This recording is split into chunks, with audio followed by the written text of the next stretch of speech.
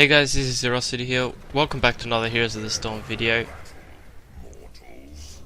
This video will be about team fighting as a warrior, Johanna especially, and what you should be thinking about, what you should avoid, and the kind of things that you should always have in your mind when playing as a warrior.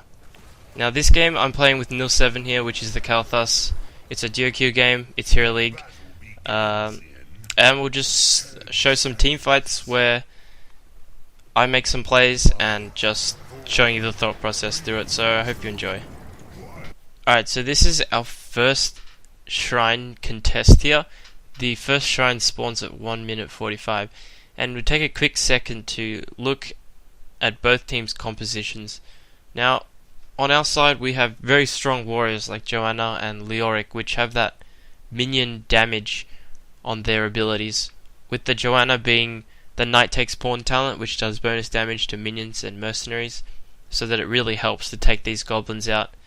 And the Leoric has the double damage with his Q onto the minions, so he can actually take out those minions quite well as well. So we get engaged on quite well here, and we actually have to fall out. And luckily, me and Neil have our taps up, so we could tap up and come back to the fight with another HP bar. And last video I said this, but keeping the tap for this shrine is really important because it's a second health bar, and you could fight, get to half health, tap, and then come back. Now, if I was to summarize what a warrior's job is in a team fight, I would give you one quote, and that quote is: only take damage when your team can deal damage. So you don't want to just take free damage, you want to take damage when your team is dealing the damage back. That's when you're doing your job as a warrior. So here, I just go ahead and I tell Nil that I have to tap, and I'll come back in for a flank. So what I mean by a flank is, I see here that this fight is split in two. So no one's made an effort to engage yet, and it's dependent on who engages and who gets the right engage, and that's dependent on who would win this shrine. So what I did here is I see this crazy good opening, which is from the bottom side here, and we'll play the replay here so you can actually see what happens. But basically I just run in, I go straight into the enemy team and pull a condemn into the root. On top of a Raynor Q, a lot of their health bars get burned. Now that doesn't necessarily instantly win us this fight, but it does a lot to contributing towards it, and we're actually able to capture 27 out of the 30, and we just need 3 more here, and we do grab those 3. Oh, those 2 now, yep, and it's out. Alright, so here I'm just grabbing bottom siege as the temples, the shrines are coming up. So you always, as I said, you want to grab those camps in between the objective. Now the Raynor actually gets picked here as I'm taking this camp, and I'm unable to help him. So this fight is uneven, and the enemy has more players than us. So what do you do? Like, what would you do in this situation when you're behind? Our Malfurion just died as well. Now the best I could do was to run in there with my condemn, get as many minions as I could. Right now we're on a solid 17. And I'm just coming in and out with that condemn to try to get as many goblins as I can. And most of my teammates die here, so I could have gone in there to grab some more goblins, but that would have cost my life, and it's never worth your life. So if you're losing that fight, try to minimize your losses. You don't have to just YOLO in after your team dies. You always can come back in the future.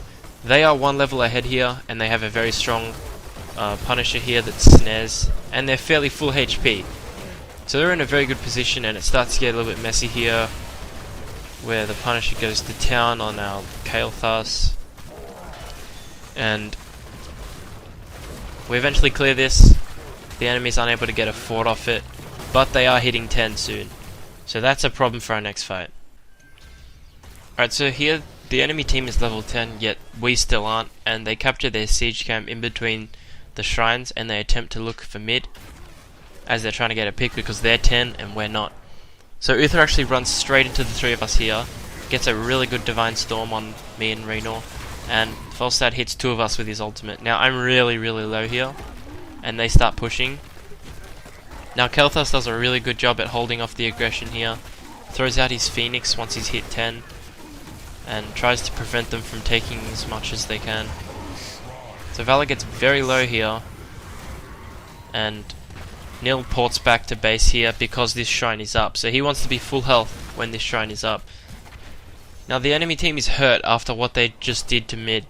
They're not in a position to take this, and if we quickly pause it and just take a look, we're all full health. This guy has his HP ticking up to full and his mana. This guy's fairly full mana, this guy's full. Neil has just come back from base, he's got a little bit of HP missing, but that's all good. If we look at their team, their Uther is half health, their ultimates are actually down. If we look at the side here, we got the Strafe down, the Garg down, the Divine Storm down, and the Hinterland down. Now, this is a solid 10 seconds we can get without their heroics up. All of ours are up, except for the Phoenix, and that's up in 10 seconds. So here I'm just going in to zone their backline, and then as I said earlier, you don't want to take damage unless your team is dealing damage. So there's no reason why you continue persisting on the Valo and Uther there. So I fall back and I take a look at my carries, where they are, and who's endangering them. Now the Falstad endangers them a little bit, but he falls back, and now the Muradin puts himself in a position here. Now the Muradin right here is he's altered himself and he's in front of me. So what I want to do is I want to get right here, right in between the Muradin and my team. I don't want this Muradin to touch my carries at all. So what I do is I try to get behind him. Once he falls back, I know that I could go for their carries. Now the Leoric pulls off a march here, which is heading this direction, and I decide to condemn them to pull him in with the Hyperion on top and Kel'Thas's damage. I'm not worried about this Muradin anymore. I know that I can switch my focus to the enemy team and get the damage of. So here we pull them in, Uther falls, I throw the Blessed Shield out, he dies. The Leoric chases the Nazeebo, but I don't think he picks him up. No, he doesn't. The Falstad is extremely low here. Oh, the Leoric does get him in the end, and the Falstad. So we are able to win this shrine, and we are back in the game, boys. Alright, so right here, our next shrine is just spawned, which is the topside one. Now this topside one is really different to the others. Reason being is because there's a different sort of setup to the way that the entrances work here. Now we can see there's 4 ways to get in here, but they're all around the same area. If you look at the other shrines, there's various amounts of ways. There's like the sides, so you can position yourself correctly fairly easily in these shrines.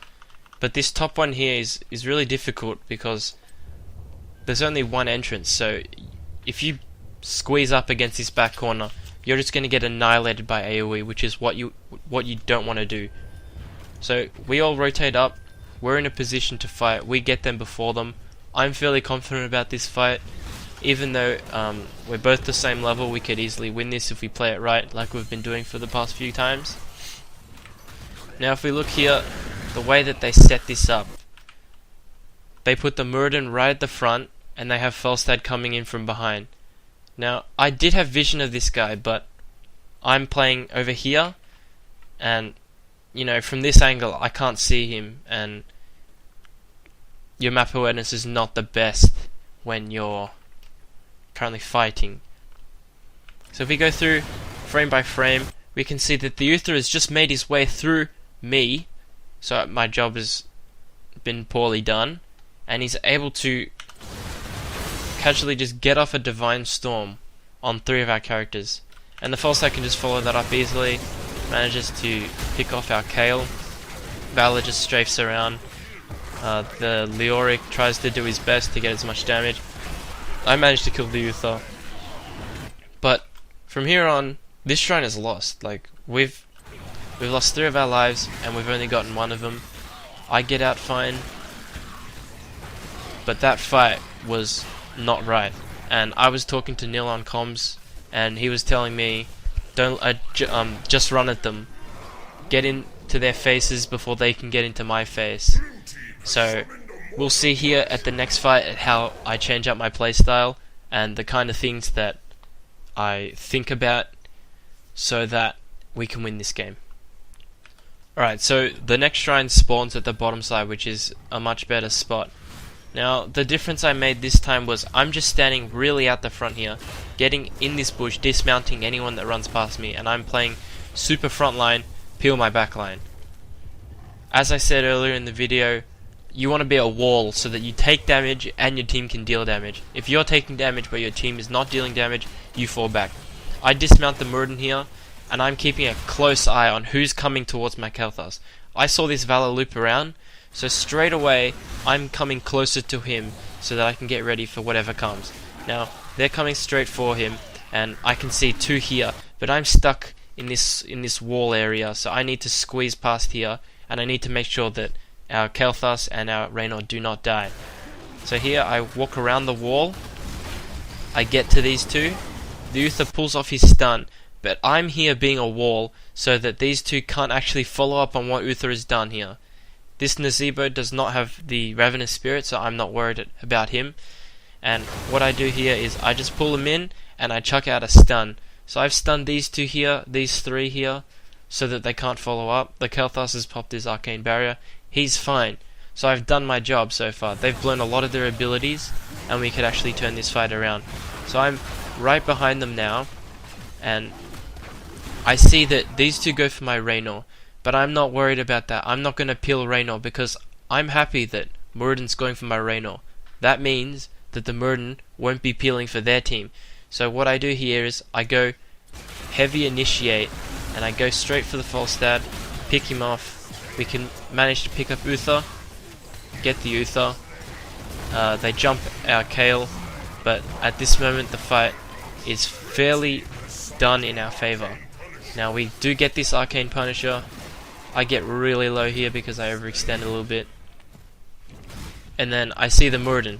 Now, I have my Iron Skin trade up, so I just decide to bait this guy like crazy. I pretend that I'm not going to do anything, and then I use these lasers to my advantage and manage to take him out.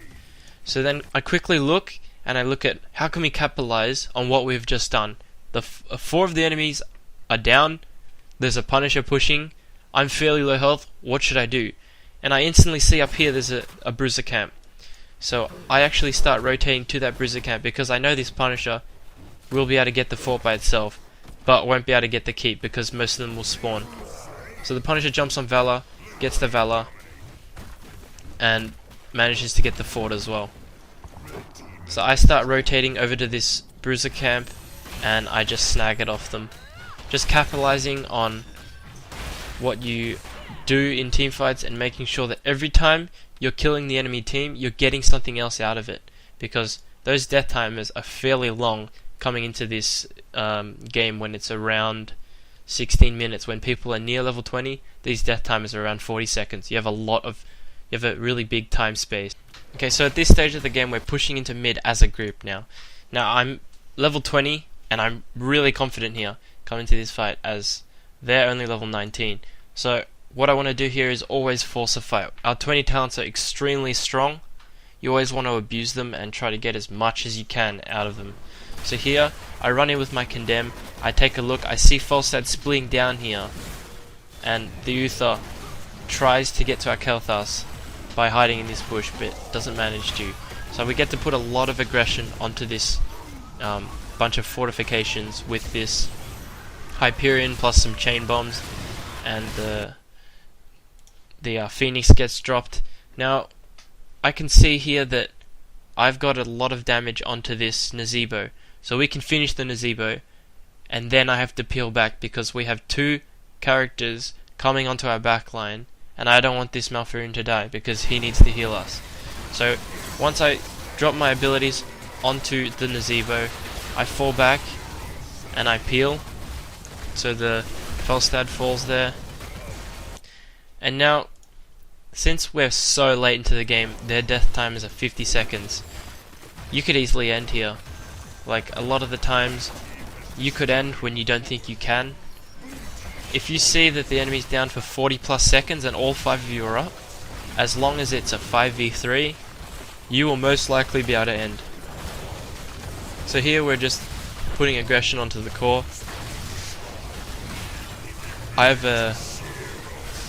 my level 20 talent, which gives me that indestructible shield, so I'm not worried about tanking this core damage. We bring the core down slowly but surely and manage to win this game. So I hope you guys like this style of video, this in-depth team fight analysis, and I will definitely do more of these if you like it. I'll also decide to do them on different heroes. I could do them on supports, assassins, I could do them on more warriors like Leoric. So just comment in the comment section of this video what would you like to see for the next episode. Hope you guys enjoyed. I'm Zerosity. Make sure you like, share, subscribe, show this to your friends, get this out there, and I'll see you guys later.